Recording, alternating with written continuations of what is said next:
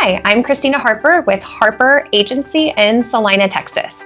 Today, I am going to help you understand what to do in the event of an auto accident. So there's some confusions on what exactly is needed and what they should do when you get involved in a collision claim. The first thing I always recommend is safety first. Call 911. You're going to report any injuries and any damage to any vehicles. You want the police to come out and do a police report because you will need this in the event that you are not at fault. Your insurance company will want that proof to kind of show who was at fault, who were the parties involved in the accident. And it's also good for you so you have that documentation for your own records. The next thing is you want to collect and exchange information with every party that was involved, including any witnesses.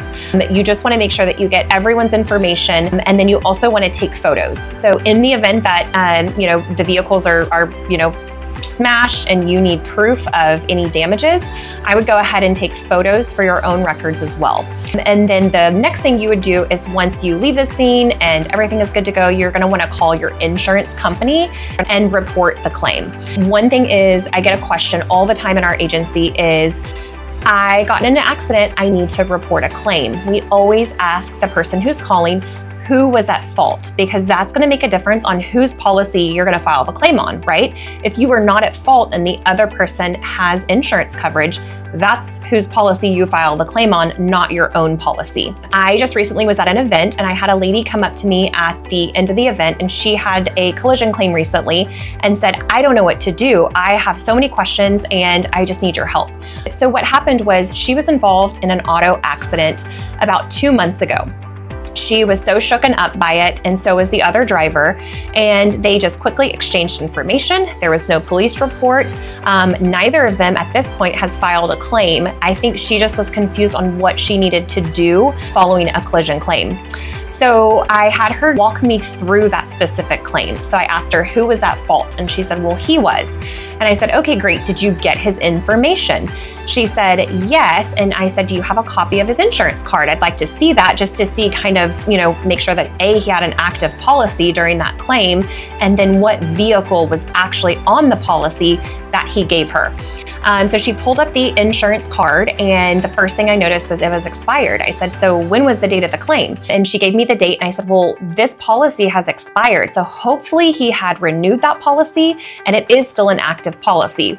The second thing I noticed was that the vehicle that was listed on his insurance ID card was not the vehicle he was driving. Insurance follows the vehicle, it does not follow the driver. A lot of people think, well, my son's covered with this car, and then he goes and drives my car, well, he's automatically covered.